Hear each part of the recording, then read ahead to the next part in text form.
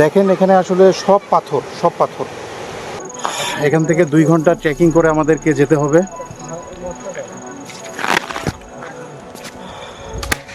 যাক, প্রত্যেকটা রোড আসলে দেখেন চতুর্পাশে কোনো বাড়ি ঘর কোনো কিছু দেখা যাচ্ছে না, এবং দেখেন কত সুন্দর জায়গা।